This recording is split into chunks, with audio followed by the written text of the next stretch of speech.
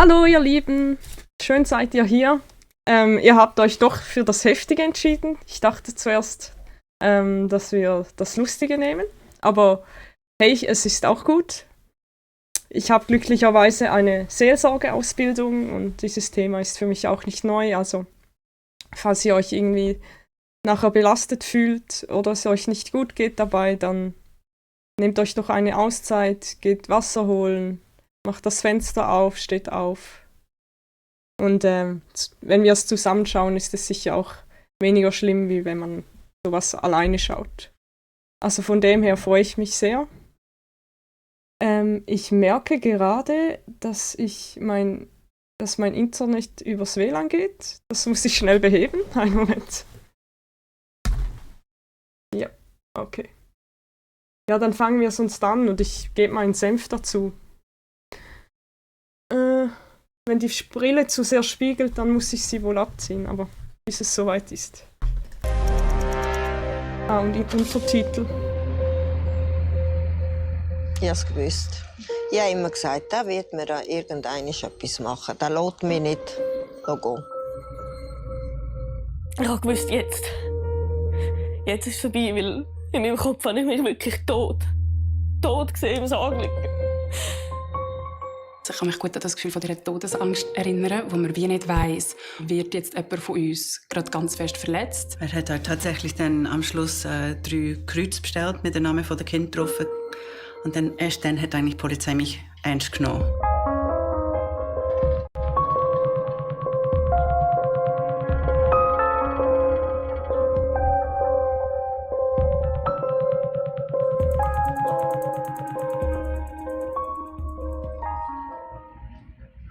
Loredana Galeotto kehrt an den Tatort zurück. Den kannst du lassen, ist schon gut. So, kannst du mir helfen? Vor 6 Jahren machte sie hier die Ferienvertretung für eine Freundin. Monate zuvor hatte sie sich von ihrem Ehemann getrennt. Ja, ich habe schon. Trotz Kontaktverbot kam er zu ihr ins Geschäft. Ich bin da gestanden. Und er ist so schnell reingekommen, von der mir von umschreien.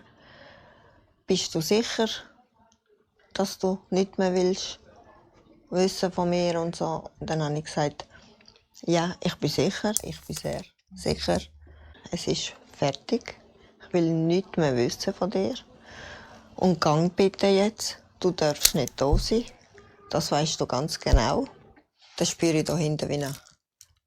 Also ich meinte, sie Faust, als ich hier runtergesackt bin. Und plötzlich hatte ich den Kribbel im ganzen Körper und konnte mich nicht mehr bewegen. Und er ist vor mir hier gestanden und hat mir gesagt, das ist du wollen. Und hat mir den Schall ins Gesicht geschossen. Ist aufgestanden und ist gegangen. Und dann habe ich angefangen zu schreien und schreien, Hilfe, Hilfe, aber wer hat mich gehört? Ja. Das Thema hier ist jetzt etwas heftig. Ich finde es gut, dass man sich auch ein bisschen sensibilisiert auf Probleme von der Gesellschaft oder allgemein, wie es anderen Menschen geht in unserer Gesellschaft. Erst nach einer Stunde fanden Kunden die Schwerverletzte. Seit der Attacke sitzt sie im Rollstuhl. 4 Monate vor dem Angriff war Loredana Galeotto vor ihrem Partner geflüchtet. Nach 27-jähriger Ehe voller Demütigungen und Gewalt war sie entschlossen, die Beziehung zu beenden. So. Danke. Der Mordversuch war eine Tat mit Ansage, sagt auch die Freundin. Natürlich ist sie die ganze Zeit gestalkt worden. Und er hat einem echt Angst gemacht, wirklich. Aber ey, dass er es wirklich so durchzieht. Nein. Sonst hätte ich Lori doch nicht gefragt. Geh, mach mal den Laden. Das hätte ich nie gemacht, wenn ich das gewusst hätte, dass der das wirklich macht. Ich habe mit dem leben, dass irgendein Tag, irgendwann etwas passiert. In der Schweiz wird im Durchschnitt alle 2 Wochen eine Frau von ihrem Partner oder Ex-Partner getötet. Femizid ist das häufigste tödliche Gewaltdelikt bei Frauen. Bei über 90% der Partnertötungen sind Männer die Täter. Loredana Galeotto hat mit ihrem ehemaligen Partner 2 Kinder. Drohungen und Gewalt waren alltäglich.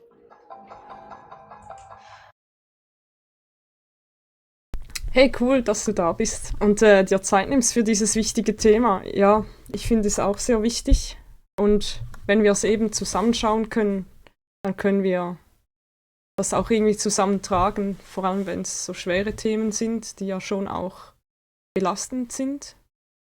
Dann finde ich das immer gut, wenn man das nicht alleine schaut, sondern mit Leuten, und dann kann man sich noch austauschen und ja, vielleicht auch schauen, hey, was können wir dazu beitragen, dass es besser wird.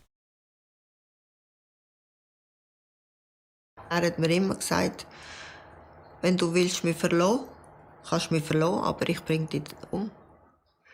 Als Mutter, du schaust immer zuerst, dass Kindern nichts passiert. Ich bin von daheim weg mit den Kindern, immer versteckend. Bin bei der Polizei. Ich habe ihn 2-mal Anzeige gemacht. Und es ist halt mir sagen gegen ihm sie sagen. Und sie haben immer gesagt, es muss etwas passieren. Er war 24 Stunden eben in Haft gewesen. Und dann am anderen Tag ist er wieder raus. Er musste 2 Wochen von daheim entfernt sein, also 500 Meter, nicht mehr. Aber das hat er auch nicht eingehalten. Der forensische Psychiater Mark Graf hat zahlreiche Femizidtäter zuhanden der Gerichte analysiert. Erfahrungsgemäß aus der Begutachtung heraus gehen schwere Gewalttaten an Frauen in aller Regel übergriffige Verhaltensweisen vorher. Also, dass man Monate, manchmal schon Jahre vorher immer wieder Gewalt, das muss nicht physische Gewalt sein, das kann psychische Gewalt sein, Druckversuche bis hin zu Erpressungen über Kinder, finanziell etc. sein. In aller Regel haben wir die Vorgeschichten.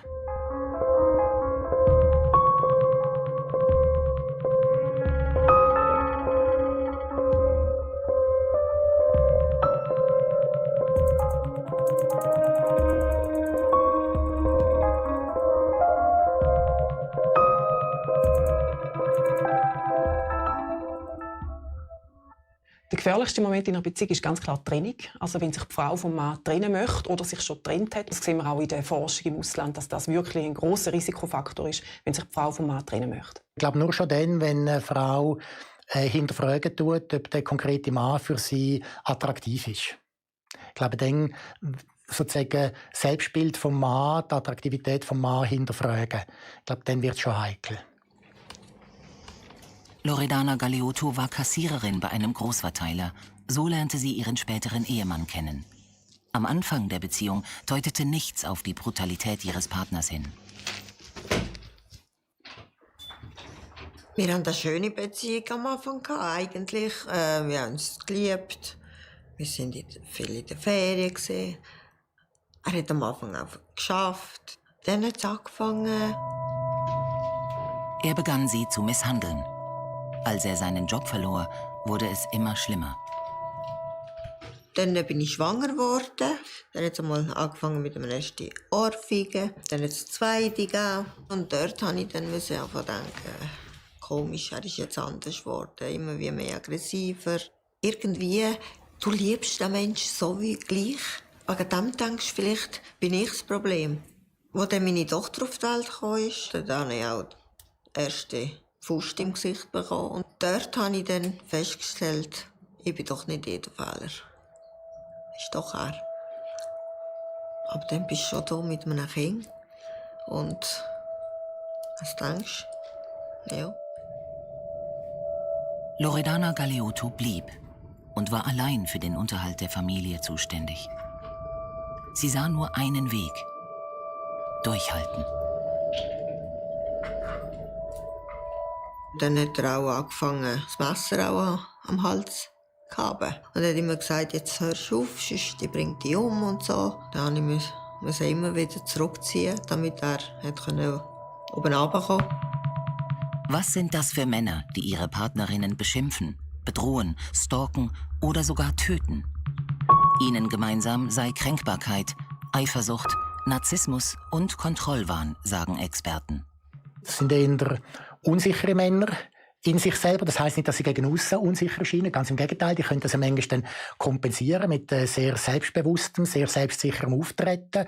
Sie tun sich mit Attributen umgehen, Autos oder je nach sozialen Schichten und Strukturen auch mit anderen Attributen, die mit Kompetenz, mit Leistungsfähigkeit verbunden sind, aber innerlich häufig unsicher. Und die Männer haben schlussendlich, und ich denke, das ist das gemeinsame Merkmal, so dysfunktionale Bewältigungsstrategien im Umgang mit Stress und keine wirklich gute Kompetenzen, wie man Probleme in einer Beziehung lösen. Genau wie das kleine, unreife Kind, das dann einfach anfängt zu täubeln und alles zerstören tut, tun die Männer auch dazu neigen, jetzt mache ich alles kaputt. Oder? Ich lese schnell, was du geschrieben hast. Erschreckend ist, dass diese Männer, die zu partnerschaftlicher Gewalt fähig sind, nach außen oft die liebsten Menschen sind, ganz normale Leute, man sieht es niemanden an. Gruselig, wenn man daran denkt, dass in jedem Umfeld so jemand sein könnte, man aber nichts davon erfährt. Ja, voll, also ich kenne jetzt zum Glück niemanden, also persönlich, oder ich kenne jetzt keinen Fall, der jetzt gerade passiert, aber ich habe schon gehört von Freundinnen, dass sie in solchen Beziehungen waren. Ja, und wenn die Leute um dich herum dann sagen, hey, was hast du, der ist doch so ein Lieber, dann ist es ja noch mal schlimmer, wenn einem niemand glaubt. Und diese Personen, ich sage jetzt mal Personen, weil es gibt auch Frauen, die das machen, die manipulieren dich und die gaslighten dich, also die reden dir ein, dass du schuld bist. Und ja, das ist mega schlimm, das ist ja auch psychische Gewalt. Ja, ein wichtiges Thema, dass man das auch bespricht und anschaut. Ich hatte einfach einen Chef, der war so, und ich fand das auch ganz schlimm, der war so gegen außen lieb und hat so zugehört, aber als er dann mein Chef war und wir alleine waren, hat er mich so ganz unter Druck gesetzt, und wenn ich irgendwie gefragt habe, hey, darf ich mehr Lohn haben zum Beispiel, dann ist er komplett ausgerastet und hat gesagt, was eigentlich mit mir läuft, was ich eigentlich das Gefühl habe, wer ich bin, also so voll wie so schwarz und weiß, und das hat mich total verwirrt. Also ich wusste dann nicht, okay, hat er jetzt einen schlechten Tag oder ist das normal? Man versucht sich ja auch irgendwie schön zu reden, weil man so ein Menschenbild hat. Wenn man dann so das Bild hat, oh, dieser Mensch ist doch ein Guter. Ja, das ist sicher auch noch etwas davon. Die ganze Sache halt schwierig macht.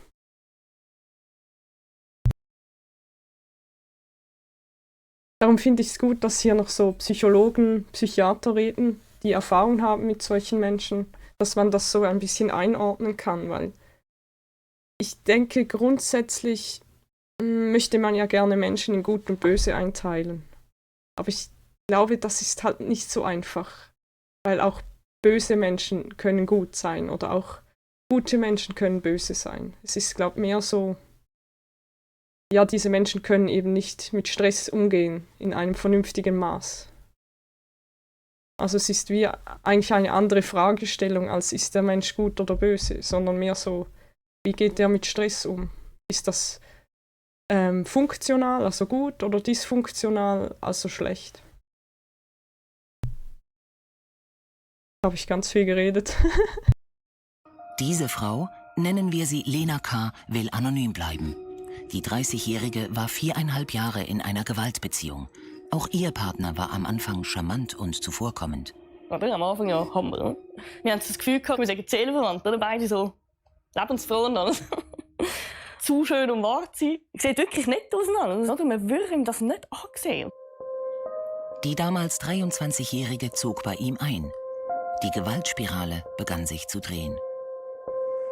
Du bist immer wie auf Nageln. Du hast nie gewusst, was erwartet mich jetzt heute wieder. Bist du dann daheim oder erledigst zum Beispiel die Aufgaben, die er dir gegeben hat? Dann hast du immer früher nach Hause, als er gesagt hat. Dann immer, das hast du ja gar noch nicht gemacht. Oder? Ja, das wollte ich ja noch machen. Und ja, schau, das hast du noch nicht gemacht. Also, man ist jetzt seine Putzfrau, seine Köchin. Wenn da etwas nicht passt, hat zum Beispiel, wenn ich Peterli drauf da habe. Oder weil das hat er nicht gern. Ja, dann hat er einem zum Beispiel eine Flatter gegeben. Und dann hat er einem gesagt, er will einem nur Disziplin beibringen. Ich wüsste ja, dass er das nicht gern hat.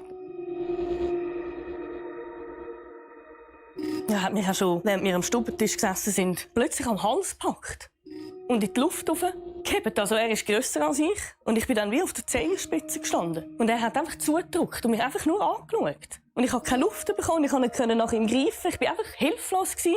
Und er hat mich einfach weggeschlagen und ich bin durch die halbe Wohnung geflogen, kann man sagen. Er hat mich einfach liegen lassen und ist raus eins rauchen.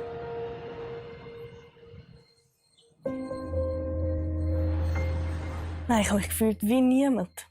Und ich habe gewusst, es kommt niemand und hilft mir. Und ich habe einfach gewusst, eben so ein komisches Gefühl, eben jedes Mal, wenn so etwas passiert ist, so, mein Gott, ich könnte sterben. Immer öfter konsumierte das Paar Alkohol. Er nahm Kokain, sie Tabletten gegen die Schmerzen. Lena K. vertraute sich niemandem an. Sie war isoliert, ohne Job und Geld und dem gewalttätigen Partner ausgeliefert. Gewalt wird durch nichts gerechtfertigt, ausser durch staatlich legitimierte Gewalt, die man zur Gefahrenabwehr bei der Polizei brauchen zum Beispiel. Aber sonst gibt es keinen Grund für Gewalt. Punkt. Regina Carstensen von der Zürcher Interventionsstelle gegen häusliche Gewalt weiß, wieso Frauen oft keine Anzeige erstatten. Die häusliche Gewalt ist auch ein Thema, das ja sehr schambehaftet ist. Und das heisst, also wenn ich eine Anzeige mache, dann muss ich auch mich wie outen und mich konfrontieren mit dieser Scham. Und ich muss auch irgendwie sagen, ja, ich habe das mit mir geschehen lassen. Häusliche Gewalt geht fast immer einem Femizid voraus. Sie beinhaltet körperliche Gewalt, angefangen bei Stoßen, Überwürgen bis jemanden umzubringen. Sexuelle Gewalt beinhaltet aufdringliches Zunahekommen, über Zwang zu sexuellen Handlungen bis hin zu Vergewaltigung. Psychische Gewalt kann mit Beleidigungen und Einschüchterungen beginnen und bis zu psychischem Terror führen. Auch finanzielle Kontrolle ist häusliche Gewalt.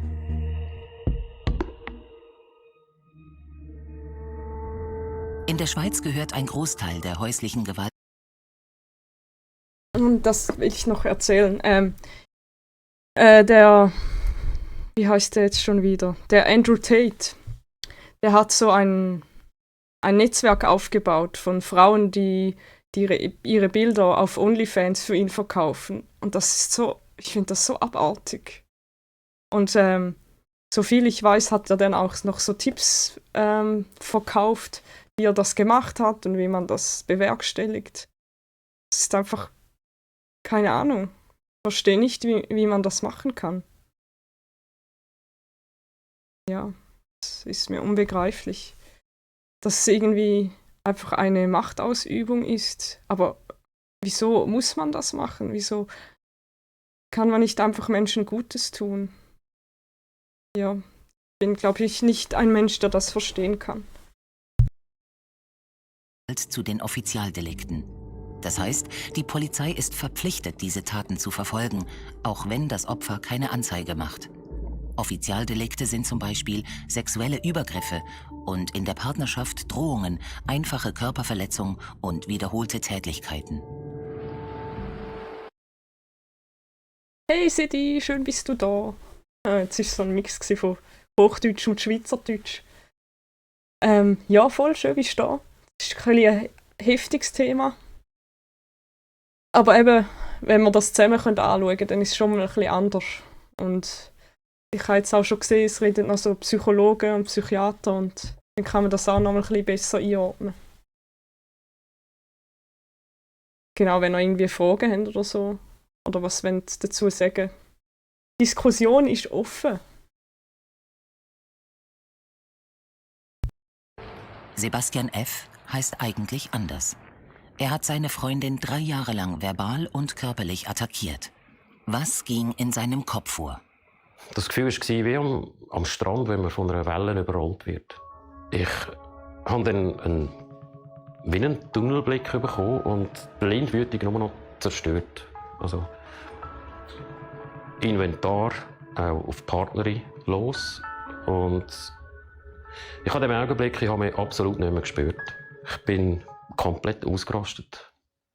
Es ist eigentlich immer eine sehr egozentrische, das heisst nicht egoistische, aber eine egozentrische, also auf sich selber bezogene Perspektive. Die Täter sind wenig bis gar nicht in der Lage, eine Aussenperspektive, insbesondere eine Perspektive von der Frau, wahrzunehmen, geschweige denn einzugehen. Es ist eigentlich immer dann vorgekommen, wenn ich gemerkt habe, oder gemeint habe, meine Partnerin hört mich nicht. Sie tut mich jetzt extra provozieren, sie will mich jetzt extra klein behalten. Das hat dann in mir eine Verzweiflung ausgelöst. Ich hatte dann jeweils sofort Verlustängste gehabt. Ich könnte sie verlieren. Und wenn ich dann nicht mehr weiter gewusst habe und auch dem Druck nicht mehr ausgesetzt sein wollte, dann ist es dann schlussendlich zur Gewalt gekommen. Wenn ich ehrlich bin, ich kann nicht sagen, wie manchmal, dass ich körperlich auf sie los bin. Es ist einfach jedes Mal zu viel gewesen.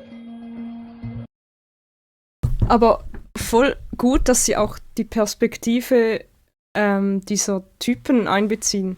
Also ich finde das voll gut, dass man auch mal ihre Perspektive sieht und nicht nur die Perspektive der Betroffenen, sondern auch der Täter, wenn man so will. Ja.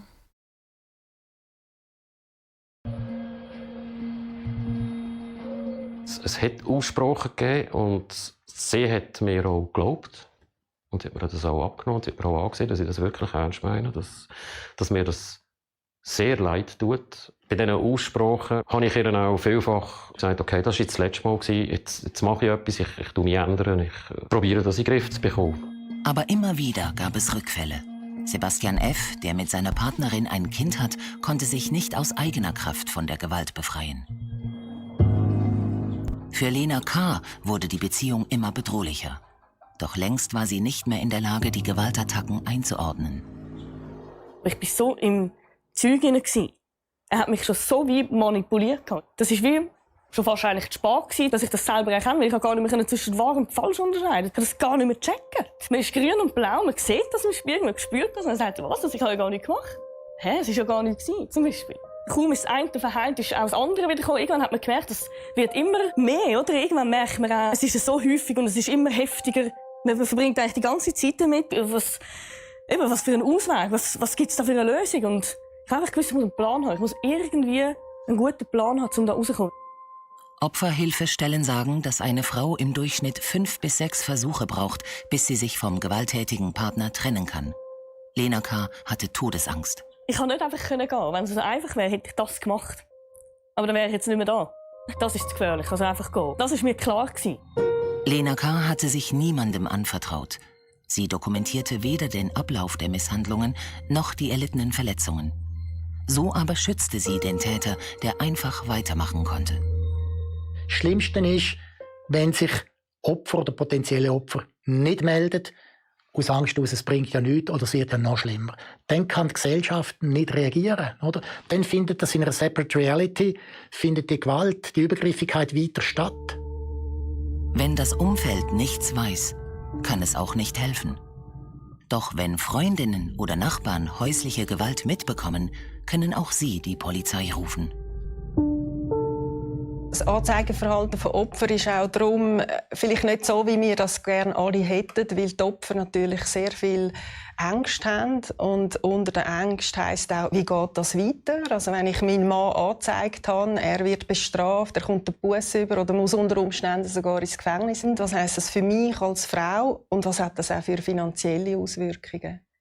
Wow, er hat mich irgendwo verwünscht, hat mir den Kopf hineingeschlagen wieder mal. Er hat so furchtbar reingeschlagen, dass ich ohnmächtig geworden bin. Er ist davon ausgegangen, dass ich wirklich weg bin, dass ich wirklich nicht mehr aufwache. Als ich verwacht bin und das Bild von meinem Körper, von dem verdrehten Körper sehe und nur mich, also mit meinen Fingern ganz wenig bewege und er so verschrocken ist, dass ich noch da bin.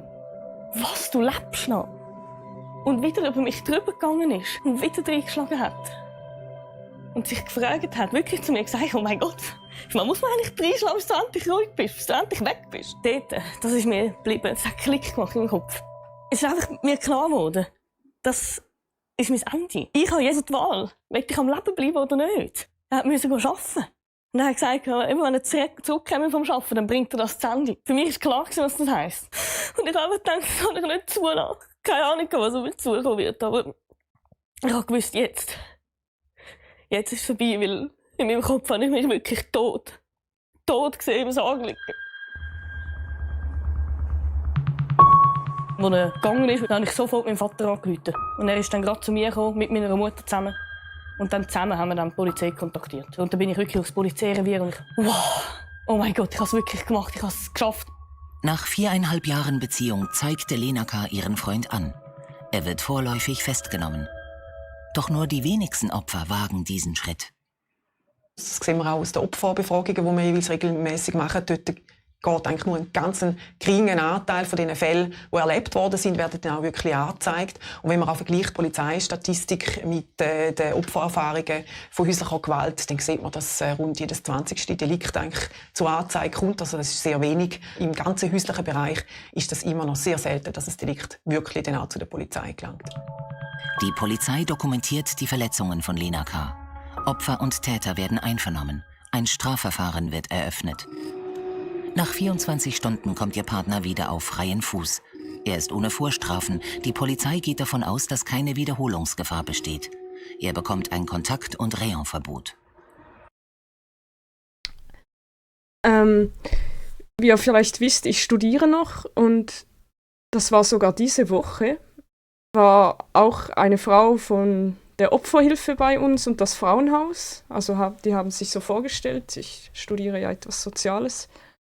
Und dann haben die vom Frauenhaus erzählt, dass es das Erste, was man macht, wenn eine Frau ins Frauenhaus kommt, dann wird ihr Handy abgestellt. Weil es schon so oft vorgekommen ist, dass die Ehemänner oder Partner dann ihre Freundin, ihre Ehefrau dann verfolgt haben ins Frauenhaus und sie terrorisiert haben. So heftig, dass die Frauen so kontrolliert werden, halt eben, wo sie sind. Dass die Männer dann schauen, okay, zum Beispiel auch, die war jetzt in der Stadt und dann sie dann fragen, ja, was hast du dir gekauft? Also, das ist einfach, keine Ahnung, das ist einfach krank, dass man Menschen so kontrolliert. Ja, mach das bitte nicht. Der Moment in meinem Kopf war dann wieder, ja, er hat recht gehabt. Schau, sie helfen mir gar nicht, ist ja gar nichts passiert, ist ja gar nicht schlimm, oder? Er darf jetzt einfach wieder gehen. Dann habe ich mich richtig ausgeliefert gefühlt, wie so serviert auf dem Präsentierteller, oder? So, jetzt ist es wirklich gefährlich, jetzt muss ich wirklich in Sicherheit sein. Das Annäherungsverbot beruhigte die damals 28-Jährige nicht. Wieder hat sie Todesangst. Er hat ja genau gewusst, wo ich bin. Er hätte ja auch irgendjemanden schicken können, dass das Ende bringt, so wie er es gesagt hat. Und es ist furchtbar gewesen. In meinem Kopf war es wieder, oder? Siehst, er hat es mir ja gesagt, oder? Hätte ich doch nicht ihn jetzt angezeigt, wäre ich nicht in dieser Situation. Darum habe ich dann wirklich sogar das Telefon vorgenommen und die Polizei angerufen und gesagt, sie müssen das Kontaktverbot wieder aufhören. Ich muss mich sofort bei ihm entschuldigen, bevor er mich umbringt, oder? Weil ich muss sofort probieren, das wieder irgendwie gut zu machen, dass er mich trotzdem noch am Leben lässt und alles. Und dann sagt er mir am Telefon, ganz sicher machen wir das nicht, oder? Ja, also der Rückzug von der Anzeige ist mittlerweile schwieriger geworden. Dort hat es auch eine Gesetzesänderung gegeben, dass die Staatsanwaltschaft die Fälle nur einstellen darf, wenn es auch zu einer Stabilisierung von der Opfersituation führt, also eigentlich zugunsten vom Opfer ist. Und das hat jetzt gemacht, dass es schwieriger ist, die Fälle einfach so einzustellen, wenn das Opfer vielleicht auch auf Druck von der beschuldigten Person sagt, ja, ich möchte das nicht mehr weiterführen. Kontakt- und Annäherungsverbot, glaube ich, sind ein extrem wichtiges Instrument. Und es ist für uns gerade in der forensischen Psychiatrie ein ganz wichtiges Instrument auch, zum Schauen, ist der Täter durch normalpsychologische Interventionen, eben zum Beispiel das Verbot, ist er erreichbar. Der Täter ist vielleicht sogar ein paar Tage in Untersuchungssicherheitshaft gewesen, was ihm sehr schräg einfahren tut. Er riskiert, seinen Job zu verlieren, etc.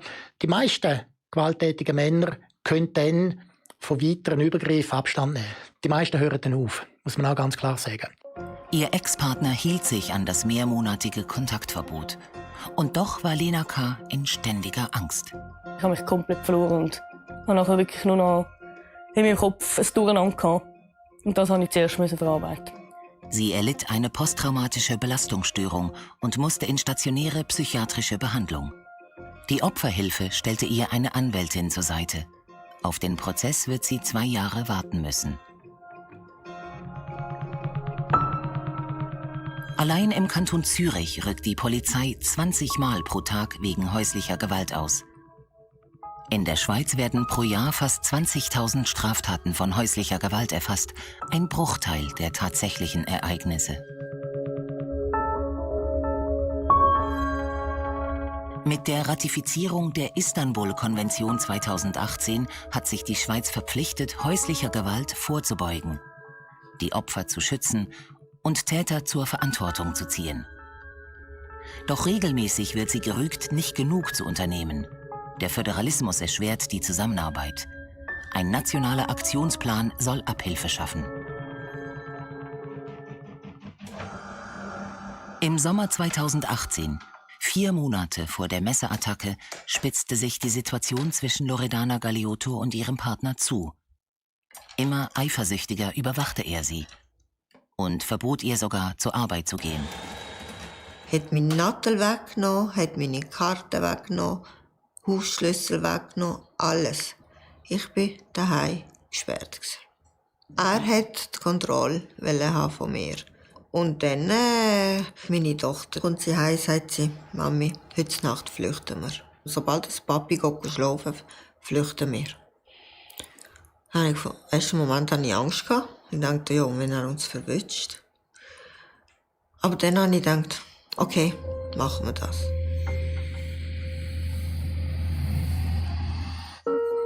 Von mir haben nur gehofft, hoffentlich sieht er uns nicht, wo wir gesegelt sind.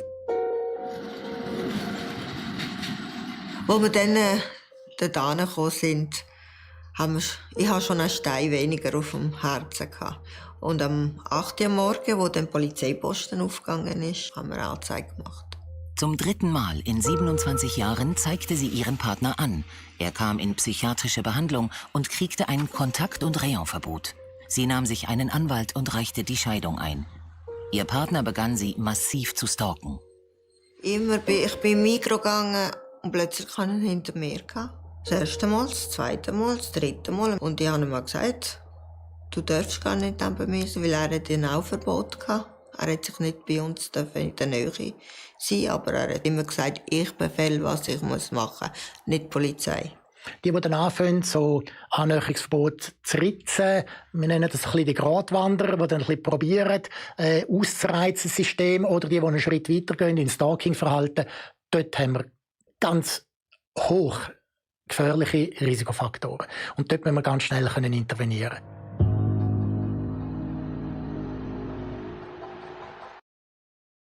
Schon krass, wie lange das geht, bis man dann endlich flüchtet. Also da muss man sich richtig einen Plan machen und wahrscheinlich noch Mut von außen zugesprochen bekommen oder um sein Leben fürchten. Das ist schon heftig.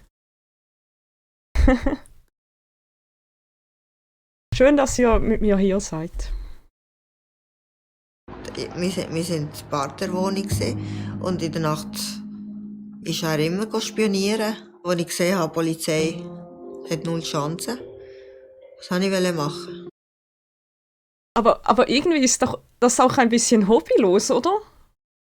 Also haben die denn nichts Besseres zu tun, um dann irgendwie ihren Ex-Frauen oder Ex-Partnerinnen noch nachzuspionieren? Haben die ja keine Hobbys? Oder wissen die nicht, was mit ihrer Zeit anzufangen ist, dass sie dann, ja, keine Ahnung, nichts Besseres zu tun haben, als da noch rumzulungern? Irgendwie ist das voll schräg. Im November bin ich so weit gekommen, ich konnte nicht mehr. Von lauter immer stalken und jedes Mal im Mikro, ich muss mit dir reden, komm wieder zurück, wir fangen wieder ein neues Leben an, jetzt sind die Kinder gross. Da habe ich gesagt, geht's dir noch? Ich liebe dich. Und ich gesagt, ja, das hast du mir gezeigt in diesen 27 Jahren, wie du mich liebst. Ich glaube, der Hass ist etwas ganz Zentrales. Und jetzt gibt es Menschen, die gewisse Persönlichkeitszüge haben, dass man irgendwann anfängt, der andere Mensch oder die Institution anfängt zu hassen. Und Hass ist etwas ganz Gefährliches, weil Hass tut uns vermeintlich legitimieren, schlimme Sachen machen. Ich darf das nicht nur tun, dem anderen Menschen gegenüber, also ich bin legitimiert, sondern ich muss es ja sozusagen tun, weil der oder die sich ja so verhalten tut. Dann hat er mir wieder Betreuungen gemacht, wirklich du wirst Weihnachten nicht erleben, ich bring dich um wieder und so. Und dann ist es passiert. Aber ja, das ist auch krass, wie viel Zeit die dann da investieren. Crazy. Und auch jetzt, wie sie erzählt, dann kommt da so, ja, ich liebe dich, komm zurück, wir machen uns ein schönes Leben. Und dann irgendwie am nächsten Tag droht er wieder, ich bring dich um. Voll schräg.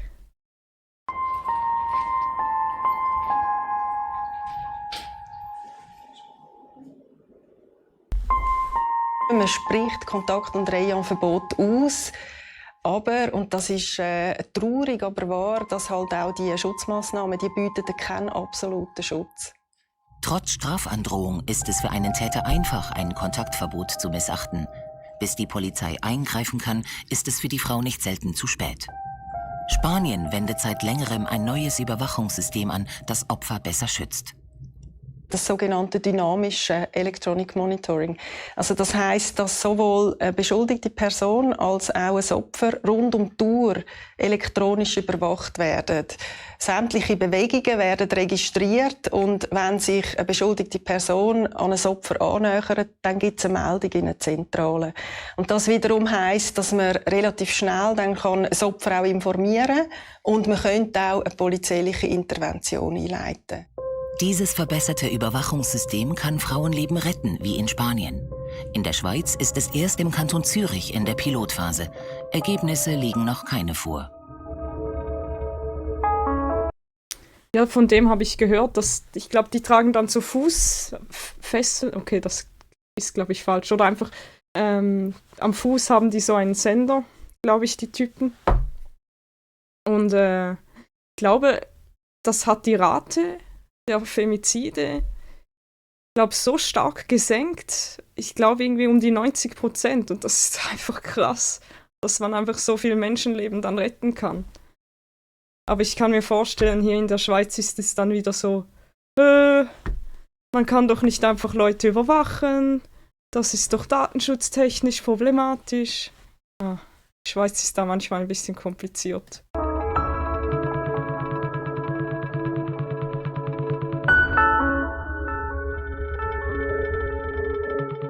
Traditionelle Rollenbilder sind oft ein Motiv für einen Femizid. Der patriarchale Mann kann sich ermächtigt fühlen, eine Frau, die sein Rollenbild verletzt, zu bestrafen. Gesellschaft, Kultur und Religion können diese Machtstruktur verstärken. Die Frau wird getötet, weil sie eine Frau ist. Vor 2 Jahren ertränkte ein Mann in Bergdietikon seine Frau in der Badewanne. Aus Eifersucht und verletztem Stolz. Das Paar hatte albanische Wurzeln und 2 Kinder. Als renommierte Ökonomin genoss sie gesellschaftlichen und finanziellen Erfolg. Ihr Partner fühlte sich ihr unterlegen. Er begann, seine Frau massiv zu stalken. Stunden vor der Tat drohte sie mit dem Auszug. Er ermordete sie. Das Urteil vom letzten Juni: 17 Jahre Gefängnis. Sobald so ein Machtverständnis entsteht, und das kommt dann eben sehr häufig von einem patriarchalen Hintergrund, das kann kulturell sein, das kann religiös bedingt sein, öffnet es eben Tür und Tor für Missbrauch. Femizid in Pratteln. Ein 60-jähriger Mann mit kosovarischen Wurzeln bringt seine Schwiegertochter um. Sie wollte sich von seinem Sohn trennen. Er bestrafte sie mit dem Tod. Vor einem Monat wurde er zu 19 Jahren Gefängnis verurteilt.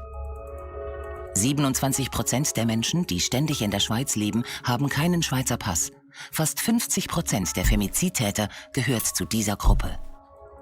Wir sehen tatsächlich, dass Männer mit Migrationshintergrund ungefähr 50% der Täter ausmachen. Das heisst, sie sind überrepräsentiert.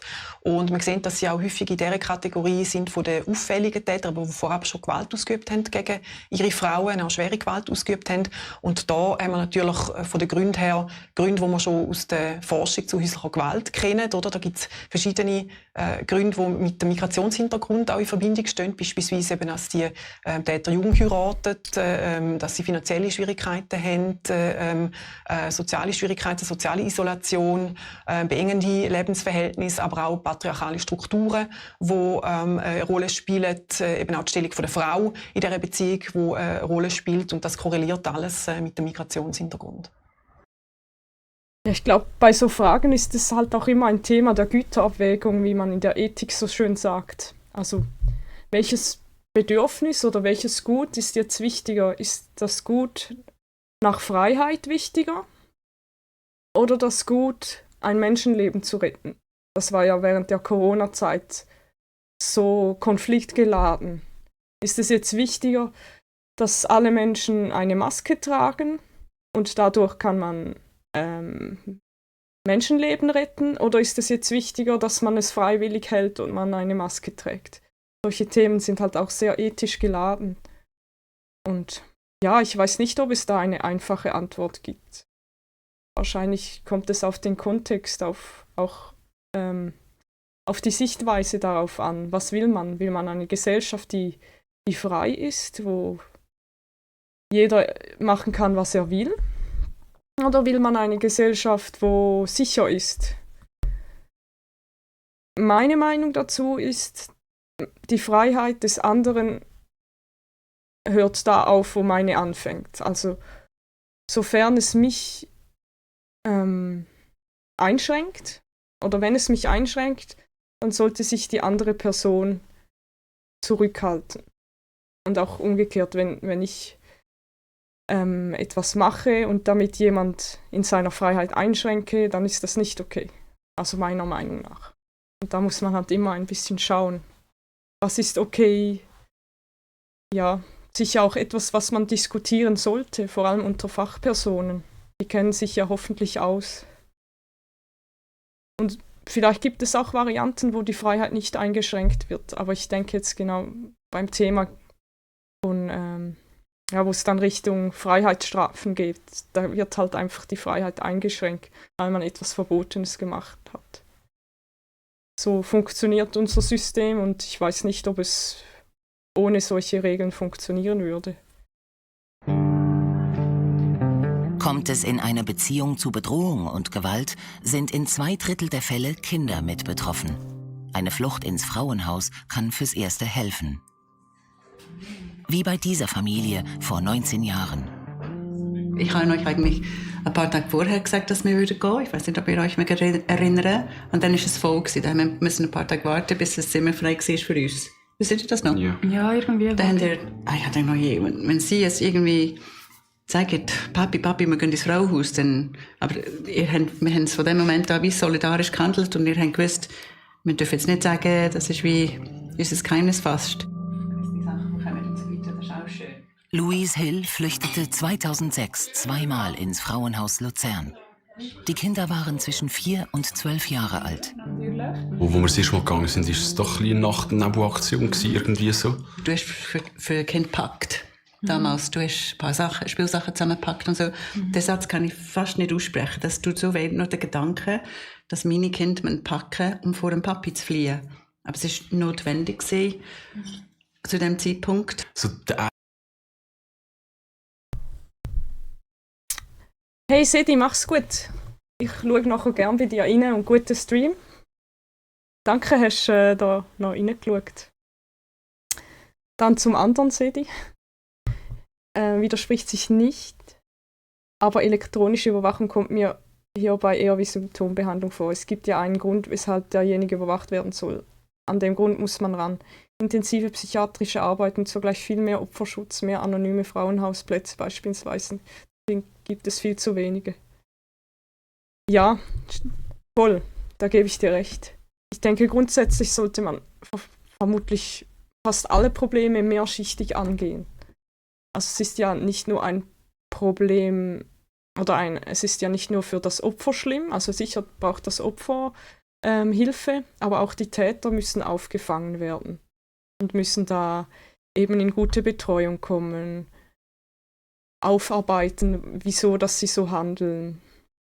Und vielleicht kann man es sogar noch gesellschaftlich angehen, dass man schaut, hey, können wir irgendwie die Bevölkerung darauf sensibilisieren? Wird das in der Schule thematisiert zum Beispiel? Ja, so Sachen. Es ändert sich ja meistens auch nicht von heute auf morgen. Das ist ein langwieriger Prozess, bis sich dieses Denken ändert. Das ist ja schlussendlich das Denken dahinter, dass Frauen besitzbar sind oder vielleicht auch allgemein Menschen, dass man Menschen besitzen darf und kontrollieren darf. Es ist ja wie das dahinter.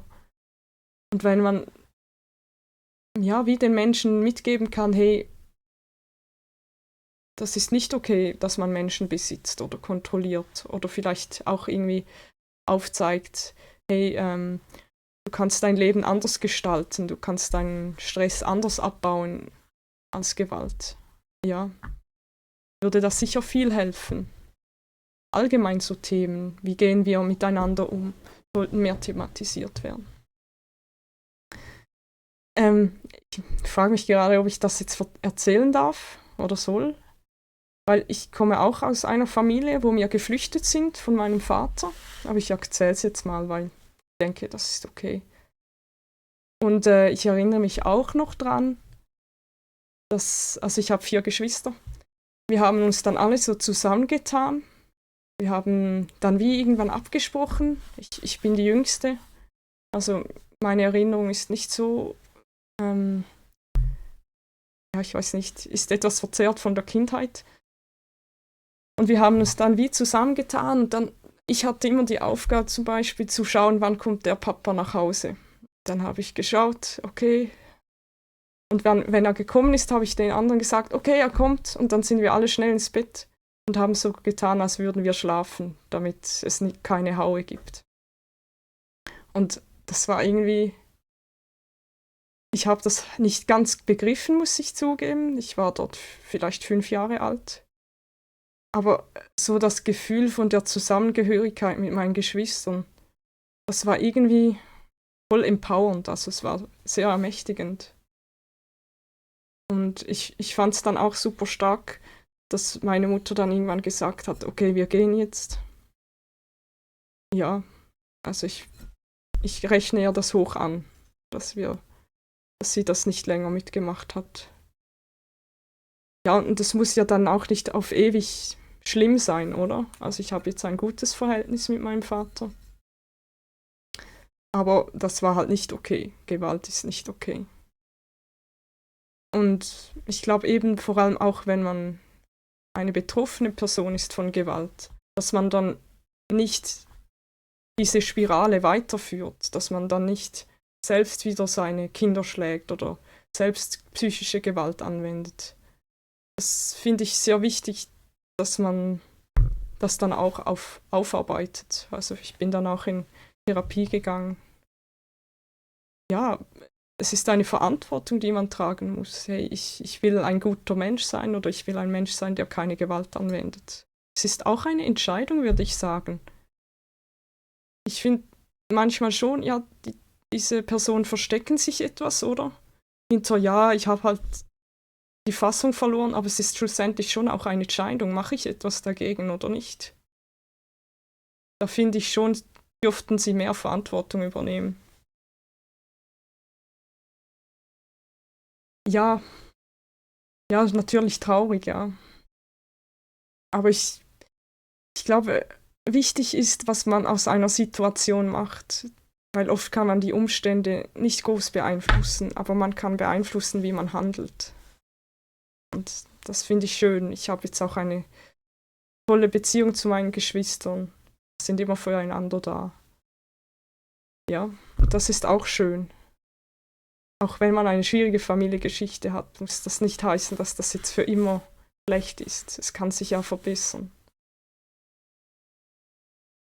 Aber wichtig, dass man darüber spricht und sich überlegt, hey, wie machen wir hier etwas dagegen?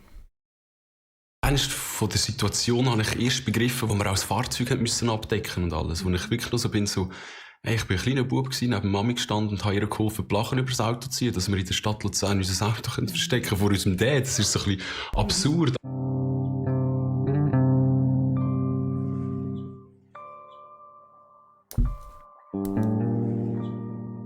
Also ich habe vor allem ein bisschen realisiert, oder ich gemerkt, dass das Mami gerade gut fühlt, oder sicherer vor allem. Ich habe mega viel Zeit mit der Mami verbringen. Wir haben mega viele Sachen gemacht, die wir vorher nie gemacht haben, miteinander gelesen und alles. Weißt du das noch, wie viele Spiele das dort hatte? Es war wirklich unglaublich. Ich habe Rachel gesagt, es war wie ein Spielparadies irgendwie so. Und also, wir konnten uns mega ablenken eigentlich. Ablenkung von den unkontrollierten Wutausbrüchen ihres Vaters, die zum Alltag gehörten. Die Kinder verstanden nicht, dass er bipolar war, eine liebevolle Seite hatte, aber aus dem Nichts heraus die Mutter brutal attackieren konnte. Die Drohung des Vaters, sie alle umzubringen, war in der Familie präsent. Ich bin etwa 12, als wir das erste Mal ins Frauenhaus sind. Und das war also ein bisschen der Wendepunkt, wo meine Kindheit aufgehört hat. Weil wir dort halt das Ausmaß der Gewalt verstanden haben. Einerseits, was uns in der Familie passiert ist, aber dann halt auch das Ausmaß, was anderen Familien passiert. Ich glaube, die Kinder haben viel mehr gecheckt, als ich gemeint habe, wie das Leben zwischen uns abläuft. Ich habe bis dann eigentlich immer gedacht, ich beschütze sie kommen nicht so viel mit über. Aber auch nachher, jetzt sogar, erzählen sie Sachen, wo ich denke, oh, das tut weh. Ich habe nicht gewusst, dass sie das mitbekommen haben. Man bekommt mega viel mit über als Kind, aber man kann ja wie nichts dagegen machen. Man kann es vor allem nicht einordnen. Man versteht gar nicht, wieso jetzt was passiert. Und ich glaube, die meisten Kinder denken dann, dass das ist, weil sie selber etwas falsch gemacht haben. Ich habe auch kaum geredet. Ich habe, glaube zwischen so 5 und 6 Jahren ich vielleicht 3 Wörter am Tag gesagt. Und ich bin so schüch und hatte so Angst, irgendwie etwas Falsches zu sagen oder den Papi aufzuregen, dass ich einfach dachte, wenn ich mich jetzt perfekt anpasse und alles so mache, wie er will, Klavier spielen und reiten, dann hat er keinen Grund, um sich aufzuregen. Der Druck bei jungen Familien ist besonders hoch. Kinder, die häusliche Gewalt erleben, sind meistens zwischen 0 und 6 Jahre alt. In dieser Zeit findet die wichtigste Prägung für das ganze weitere Leben statt. Es ist eine gröbste Verletzung von jeglichen sozialen Normen und Rollen. Und das Kind ist eigentlich dann konfrontiert mit einer Unsicherheit, die es eigentlich sehr häufig extrem erschweren tut, eine eigene kompetente, lebensbejahende Persönlichkeit können aufzubauen. Louise Hills Mann war in seinem Beruf erfolgreich. Im Dorf war er angesehen. Gemeinsam führte das Paar ein Unternehmen. Lange war die Fassade perfekt, bis sie ausbrach. Ins Frauenhaus gehen, das ist schon als Frau brutal. Also das ist sehr schwankend oder für mich sehr grosse Emotionen. Ich bin von England gekommen, ich habe ihn in voller Liebe geheiratet und habe gemeint, das wäre der Mann für mein Leben. Und dann ihm den Rücken zu kehren und mit dem Kind ins Frauenhaus zu flüchten, war für mich schon damals wie ein Verrat ihm gegenüber.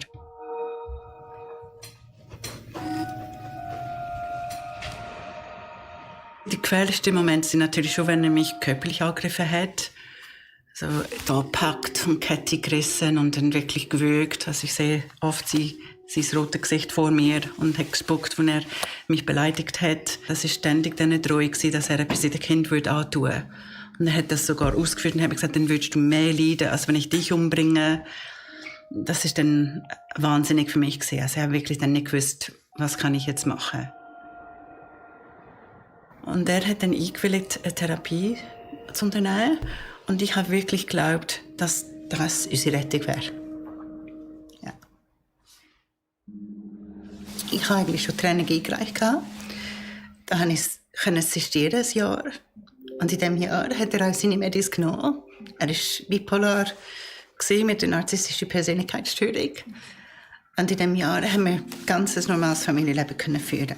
Und ich denke, das war schön für die Kinder, dass wir uns erholen von dem Ganzen. Und auch, dass sie mal gesehen haben, unser Papi kann auch so sein. Und nach dem Jahr hat er dann seine Medix von allein abgesetzt, ohne einen Arzt zu informieren. Und ich habe dann gefunden, hey, ich spinne wieder, der ist wirklich der Alt. Und dann ist es wie, dann habe ich einfach aufgehört, ihn zu lieben. Es war wie genug gewesen.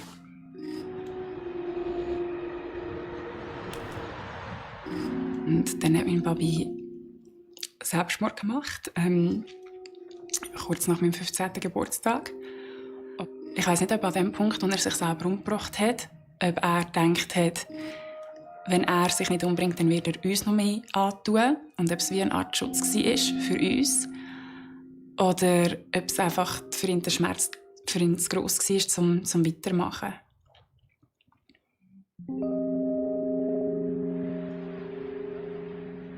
Nach seinem Tod habe ich Fenster und Tür aufgetan und habe gefunden, endlich kann ich wieder ausschnaufen. Ich hatte vorher ständig Angst gehabt, er findet uns, er packt das Kind. Und man liest auch, ja, fast jede zweite Woche liest man so etwas und denkst, boah, ich bin die Nächste. Also ich bin fix fertig gewesen. Es ist nicht irgendwie Freude herrscht, jetzt können wir neu anfangen, sondern mein Leben ist wahnsinnig kompliziert geworden. Etwa 2 Jahre lang, bis ich selber in einer Klinik musste, stationär behandelt werden, weil ich erschöpft war.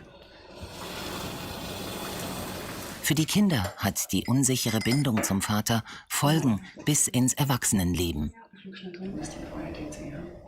Ich war einmal selber in einer sehr ungesunden Beziehung mit einem, der ein riesiges Aggressionsproblem hatte. Aber es war wie normal für mich. Ich war mir wie gewöhnt, wenn ich 5 Minuten zu spät komme, dass er meine ganzen Kleider aus dem Fenster rührt. Das war wie eine Reaktion, die ich daheim auch so hatte vom Papi. Und das hat dann 3 Jahre gebraucht, bis ich daraus rausgekommen bin, um zu realisieren, oh, ich bin gar nicht der Grund, ich bin gar nicht schuld, wenn er übergeht, sondern er hat das Problem und ich muss mich nicht mit dem Problem befassen. Und dann aber auch in späteren Beziehungen zu merken, wo ich selber ungesunde Muster gebracht habe oder in eine Täterdynamik oder in etwas Manipulatives reingegangen bin, weil ich halt das auch so kennt habe und dann wie selber merke, oh, jetzt werde ich zum Papi oder jetzt habe ich mich gerade so verhalten und ich würde das ja nie so wollen. Und dann sich gerade in dem Moment wie mal daraus rausnehmen und das realisieren und ehrlich zu sich selber sein. Weil, und aber auch Verständnis haben für sich, so, hey, das ist das, was ich kenne. Natürlich wende ich das an und dann bewusst entscheiden, dass man dann anders möchte handeln. Ja, da spricht sie etwas sehr Interessantes an, dass man das halt so gelernt hat in der Familie, in der Kernfamilie und dass man das dann halt wie nochmals so durchlebt. Das sagen ja auch verschiedene Psychologen, dass was man von zu Hause kennt, dass man das dann auch wieder sucht. Unterbewusst natürlich, man will ja nicht bewusst in eine gewaltvolle Beziehung. Und ich habe das beispielsweise auch gemerkt gehabt, dass ich habe auch ungesunde Beziehungen gelebt. Und für mich war das so schwierig, aus diesen Beziehungen wieder rauszukommen einerseits und andererseits zu lernen, was ist eine gesunde Beziehung. Das kann man sich gar nicht vorstellen. Das ist ja schwierig, weil ich war mir das Drama gewöhnt. Also es ist ja ein Drama. Ich war mir das gewöhnt, dass Beziehungen eigentlich Dramen sind, also Höhen und Tiefen. Dass eine Beziehung nur gut sein kann. Oder sagen wir 90% gut sein kann. Das kannte ich gar nicht. Und ich musste das wie lernen, weil für mich war das langweilig. Eine gute Beziehung war für mich langweilig. Und ich musste wie lernen, hey, jetzt hast du eine gute Beziehung und sie ist vielleicht langweilig, aber du musst jetzt lernen, dass das halt so ist, dass es langweilig ist. Und ja, das musste ich auch in Therapie dann aufarbeiten. Bis ich das überhaupt mal realisiert habe. Weil, ja, so sagen wir mal, die guten Männer waren mir halt wie oft eben zu langweilig. So unterbewusst. Die interessierten mich gar nicht. Aber erst als ich dann die Beziehung zu mir selber verbessern konnte ich das wie eher dann zulassen, so eine Beziehung einzugehen. Und das ist noch echt krass. Und ich hatte jetzt einfach Glück, dass ich einen wundervollen Partner habe. Dass ich sogar 2 wundervolle Partner habe. Und ja, dass die Beziehung so schön sein kann. Dass es nicht muss so dramatisch sein. Erschreckend, aber spannend. Entweder man sucht das Gleiche oder man reproduziert das Verhalten selbst. Ja, genau. Also ich denke sicher auch, dass ich ungesunde Muster angewendet habe. Mehr so manipulatives Verhalten, glaube ich. Und jetzt zum Beispiel manchmal, wenn mein Freund erzählt von seinen Gefühlen, dann fühle ich mich manchmal wie dafür verantwortlich. Und wenn er erzählt, oh, mir geht's schlecht und dass du das angesprochen hast, hat mich verletzt, dann fühle ich mich gleich dafür verantwortlich und möchte mich verteidigen. So, hey, aber ich habe es gar nicht so gemeint. Das war nicht meine Absicht. Das muss ich immer noch umlernen, dass ich dann auf sein Gefühl eingehe und nicht mich verteidige. Weil in diesem Moment geht es jetzt nicht um mich, sondern jetzt geht es um sein Gefühl. Und da merke ich, dass ich da auch noch lernen darf. Aber immerhin merke ich das. Das ist schon mal ein guter Schritt, wenn man es merkt. Und ich weiß auch gar nicht, ob wir überhaupt jemals fähig sind, fehlerfrei zu sein. Das denke ich nicht, aber entscheidend ist, ob wir an uns arbeiten. Das ist natürlich total traurig, wenn dann so Verhaltensweisen transgenerationell weitergegeben werden, oder? Von einer Generation auf die nächste. Und dann manchmal sogar speziell traurig Opfer, also Opfer von Gewalt in einer Familie, sei es sexuelle Übergriffigkeit oder auch Gewalttätigkeit durch den Vater in aller Regel, nachher selber wieder auch zum Täter werden, oder? Also wir müssen früh stufengerecht Kinder zeigen, lernen, dass wir als Gesellschaft Gewalt in irgendeiner Form gegen Frauen, gegen Kinder, auch gegen Männer nicht tolerieren. Sebastian F. ist einer der wenigen Gewalttäter, der sich Hilfe geholt hat. In der Anlaufstelle gegen häusliche Gewalt in Aarau besuchte er das Lernprogramm Partnerschaft ohne Gewalt. In diesem Beratungsgespräch hilfreich war eigentlich alles, von A bis Z. Ich habe dann sehr schnell gemerkt, dass der Kursleiter vis-à-vis mich nicht als Mensch verurteilt. Man muss auch in sich hinein, schonungslos, die dunkle Seite offenlegen. Zwingt einem förmlich, sich mit sich selber und mit der Tat auseinanderzusetzen. Und es ist brutal. Ich habe mit meinem Verhalten grosse Schuld auf mich geladen. Verantwortung übernehmen, was war. Jawohl, ich habe das gemacht. Also die Veränderungen, die ich nach dem Programm feststellen konnte, die sind immens. Ich lasse ganz anders hin wie vorher. Was früher für mich nach einem Vorwurf tönt hat oder nach Kritik, das nehme ich heute ganz anders wahr. Also meine Partnerin hat Veränderungen festgestellt. Es ist ihr auch aufgefallen, dass ich in Situationen, die vorher Risikosituationen waren, wo es zu irgendeiner Form von Gewalt kommen konnte, verbal, schriftlich, körperlich, dass das nicht mehr der Fall ist. Also das hat sie festgestellt. Man muss das auch durchheben und wenn es nachhaltigen Erfolg sein will, dann braucht es professionelle Hilfe. Unbedingt, wirklich. Ich kann es nicht genug manchmal sagen, die Hilfe annehmen, die einem hier geboten wird.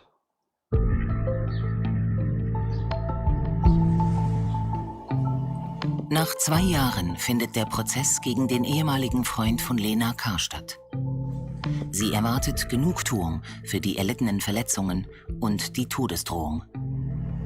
Ich werde gehört. Das ist ganz ein wichtiger Punkt, weil was ich vor allem in dieser Beziehung erlebt habe, ich habe mich gefühlt, als hätte ich keine Stimme. Und so kann ich ihn nicht davon ankommen. Weil wenn er aus dem Gericht oder einfach durch die Welt weiterlaufen und sagen, es ist ja nichts passiert, es ist ja kein Problem. Eben. Was passiert dann mit der nächsten Person, die er trifft? Was passiert? Ich möchte das verhindern. Ich möchte das einfach nicht zulassen. Ihr Ex-Partner wird wegen Körperverletzung und Drohung zu einer Genugtuungszahlung von 10.000 Franken und einer bedingten Freiheitsstrafe von 9 Monaten verurteilt. Oh, die Last abgeht, wir wissen, dass das so war und das wird wie anerkannt. Das ganze Leid, der ganze Schmerz, der Albtraum einfach. Allerdings, der Richter weist eine Anordnung einer Weisung zur Absolvierung des Lernprogramms Partnerschaft ohne Gewalt ab. Aber komisch hat mich gedacht, dass es abgelehnt wurde. Ich verstehe es nicht ganz. Das hat ihm gebracht, dass er auch die Chance mal wieder darauf wird haben, wirklich eine gute Beziehung zu führen, oder? Weil das ist mir einfach auch wichtig. Im Kanton Zürich werden Gerichte, Polizei und Staatsanwaltschaft seit 20 Jahren für das Lernprogramm Partnerschaft ohne Gewalt sensibilisiert. Der zuständige Richter gibt kein Interview. Der Gerichtspräsident stützt das Urteil. Wieso kein Lernprogramm? Strafverfahren als solche ist natürlich der grösste Input von außen. Der Beschuldigte ist mehrfach befragt worden, hat sich eine Gerichtsverhandlung gestellt mit ungewissem Ausgang. Also häufig, auch wenn nur eine bedingte Strafe am Schluss resultiert, ist das Verfahren als solche schon eine sehr grosse Strafe und eine Belastung. Merkt ihr, was hier passiert? Es passiert eine Täter-Opfer-Umkehr. Irgendwie. Also, er sagt jetzt, ja, die Strafe ist hoch genug. So, also, das verstehe ich überhaupt nicht. Also das kann durchaus auch ein Input sein, wo ein Beschuldigter oder ein Täter davor abhalten kann, rückfällig zu werden. Täter, die wirklich übergriffig werden in Beziehungen. Dort lang Buß natürlich überhaupt nicht, weil der Täter selber ändert sich ja damit nicht. Und selbst wenn die Frau sich von ihm trennt oder eine neue Beziehung findet, er wird in eine neue Beziehung, ist er immer noch der gleiche Mann mit der gleich dysfunktionalen Strategie. Das heisst, dass die Wahrscheinlichkeit, dass sich das dort wiederholen tut, weil er ja vorher schon gescheitert ist fast noch höher, als sie vorher war, oder? Das sind sogenannte Persönlichkeitstäter und eben nicht Situationstäter. Und dort braucht es ganz dringend Lernprogramm, weil eine qualifizierte Therapeutin, Therapeut tut natürlich auch immer laufend das Risiko monitorisieren, bei dem er steht. Und wenn dann jemand feststellt, die Therapeutin, Moment einmal bei dem Täter, das kann ich gar nicht machen, kann man auch eine Meldung ans Gericht machen. Oder wenn er wieder Risikoverhalten zeigt, alkoholisiert, in eine Therapie kommt etc., dann kann man natürlich wieder Behörden informieren. Täterarbeit ist immer auch Opferschutz. Noch besser ist Prävention. Die muss so früh wie möglich beginnen. Tötungsdelikte an Frauen, weil sie Frauen sind, ist ein gesamtgesellschaftliches und ein strukturelles Problem. Und ich glaube, darum müssen wir als Gesellschaft an unseren Rollenbildern arbeiten. Wir müssen am Rollenverständnis von Mann und Frau arbeiten. Und wir müssen die tatsächliche Gleichstellung von Mann und Frau anstreben und auch leben. Loredana Galeotto ist heute 53-jährig. Okay, langsam, perfekt. Langsam. Ist gut, kannst du Bein. Voilà. Seit dem Mordversuch ihres Ex-Mannes ist sie gelähmt, hat Probleme mit Lunge, Blase und Darm und hat oft Schmerzen. 2-mal pro Woche trainiert sie mit ihrem Fitnesstrainer. Tust du mir ein bisschen die Beine auseinander? Genau. Perfekt. Okay. So, 10 Stück, ja? So. Jawohl. 1, 2, 3, 4. Den kannst du wegnehmen. Das ist nicht so ja. Ganz weg. Komm. Und 10. Sehr gut, sehr gut. Schön. Durch das, dass ich viel trainiere, geht es mir besser, weil wenn ich nichts mache, dann kann ich zum Beispiel nicht einmal manchmal ein Glas recht heben, weil meine Finger zu stief sind. Ihr Ex-Mann wurde wegen versuchten Mordes zu 15 Jahren Gefängnis verurteilt. Jetzt kommt die Spastik, ne? Jetzt kommt. Jawohl, genau. Loredana Galeotto hat ein gutes Umfeld und eine enge Beziehung zu ihren Töchtern und den 3 Großkindern. Sie könne den Alltag bewältigen, sagt sie. Und doch.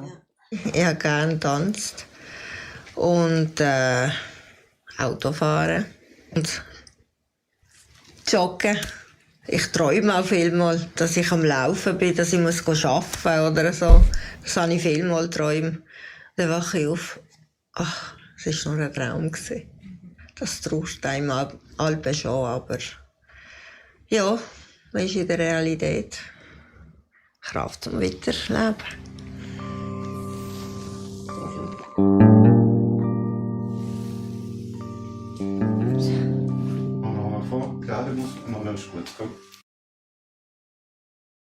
Ja, schon heftig. Schon sehr heftig. Vieles wusste ich nicht, dass es zum Beispiel bereits solche Lernprogramme gibt für Täter. Das finde ich schön und gut, wenn man es dann auch verpflichtend macht. Ja. Und die Sensibilisierung, habe ich das Gefühl, ist in den letzten Jahren gestiegen. Also die Medien sprechen jetzt auch explizit von Femiziden und nicht mehr von Familiendramen, was ja sehr irgendwie verniedlichend war. Also es tut sich auf jeden Fall etwas in der Gesellschaft. Wie ist es denn in Deutschland? Wie erlebst du das dort? Hier in der Schweiz hat das Parlament leider das Geld für solche Opferhilfestellungen gekürzt, weil wir lieber das Geld ins Militär investieren wollen. Was ich sehr schade finde, weil die Sicherheit innerhalb eines Landes ist auch wichtig auf anderen Ebenen, nicht nur auf dem Militär. Ja. Und ich finde jetzt auch, die Möglichkeit eines Weltkrieges ist wahrscheinlich, aber reale Probleme sind halt da. Und da ist jetzt meiner Auffassung nach, wäre es sinnvoller, Probleme anzugehen, die schon da sind. Und nicht Probleme anzugehen, die noch gar nicht existieren. Genau, würde mich freuen, wenn du ein bisschen erzählst.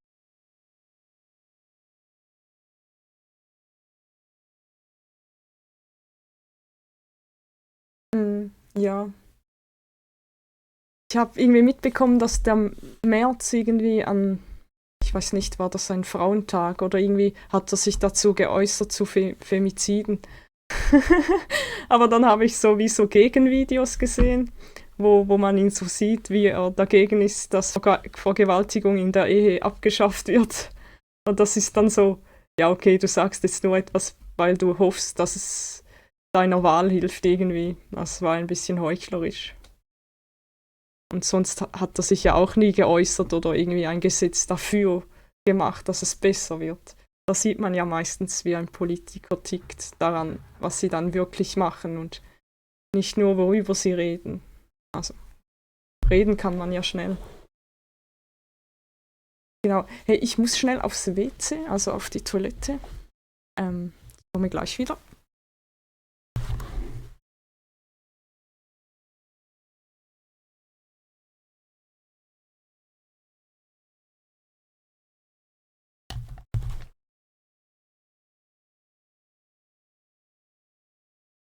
Ja, ich finde es dann einfach schade, wenn du merkst, den Politikern geht es nicht wirklich darum, dass sie die Anliegen des Volkes vertreten, sondern dass sie einfach gut dastehen wollen. Das finde ich problematisch. Weil eigentlich solltest du als Politiker, Politikerin die Anliegen des Volkes vertreten. Du solltest dich dafür einsetzen, dass es allen in deinem Land gut geht. Und ja, das ist jetzt halt eine Problematik, die sich zugespitzt hat in den letzten Jahren, dass man zu wenig auf die Menschen geschaut hat und sie sich jetzt im Stich gelassen fühlen. Und dann wählen sie Parteien, die nicht in der Regierung sind, weil sie denken, hey, die setzen sich jetzt für uns ein, weil die anderen haben es nicht gemacht. Ja, das ist schade. Also ich finde es auch ein Versagen von den Parteien, die regieren, dass sie die Anliegen nicht ernst nehmen oder ernst genommen haben oder vielleicht auch nicht aufzeigen konnten, was sie alles gemacht haben. Ich bin mir sicher, sie haben auch Gutes gemacht, aber sie konnten es nicht präsentieren. Noch einen kleinen Nachtrag zu dem heftigen Video. Zuerst mal danke vielmals, habt ihr euch Zeit genommen für das wichtige Video. Ich finde so Themen sehr wichtig, auch wenn sie unangenehm sind, sind sie doch sehr wichtig, dass sich etwas verändert in unserer Gesellschaft. Weil da sind echte Menschen dahinter, das sind echte Leben, wo zerstört werden, wo Menschen, die leiden. Und ich finde, es ist auch ein bisschen Verantwortung von uns, natürlich auch von der Politik, dass wir sensibel sind auf unsere Mitmenschen. Ich möchte euch ermutigen, wenn ihr Leute kennt oder wenn ihr bemerkt, dass sich Menschen verändern, dass ihr ihnen signalisiert, dass ihr für sie da sind, dass sie euch wichtig sind, dass sie wichtig sind vor allem und dass sie wertvoll sind. Weil oft vergisst man da dann in so Situationen, man hat das Gefühl, man ist gar nicht mehr wert, wenn ihr ja auch in diesem Beitrag gesehen habt. Ja. Und es braucht Zeit, so Menschen, Betroffene können nicht sofort flüchten. Das braucht Zeit, das braucht einen Plan, das braucht Sicherheit. Die haben so Angst. Die sind in so einer starken Abhängigkeit. Genau, nehmt das ernst. Und falls ihr selber betroffen seid, holt euch Hilfe. Es gibt Opferberatungen, es gibt Frauenhäuser. Ich packe euch das noch in die Videobeschreibung. Auch noch da bezüglich dem deutschen Andrew Tate. Es gibt leider auch Pendants im deutschen Bereich, im deutschsprachigen Raum. Ja, das ist wichtig, dass man von so Sachen weiss, dass ja, dass man nicht in die Falle tappt. Vor allem junge Frauen sind anfälliger für so Manipulationen, weil sie noch nicht so sich selber kennen und noch nicht so gefestigt sind. Ja, ich wünsche euch einen ganz schönen Tag, einen ganz schönen Abend. Schaut auf euch, passt auf euch auf. Schaut euch auch nicht zu viele heftige Themen an. Das braucht auch immer Zeit zum Verarbeiten. Ich empfehle euch, dass ihr das verarbeitet, dass ihr das vielleicht auch besprecht mit eurem Umfeld, vor allem wenn es euch jetzt nicht gut geht. Ihr könnt auch mir schreiben, wenn ihr wollt. Genau, dass ihr nicht allein seid mit dem Thema, weil es belastet einem schon und kann einem auch zermürben. Die Welt ist leider nicht so schön, wie wir es uns wünschen, aber sie wird schöner, wenn wir es mit Menschen teilen können, die unsere Werte teilen, die auf Frieden aus sind. Merci vielmals.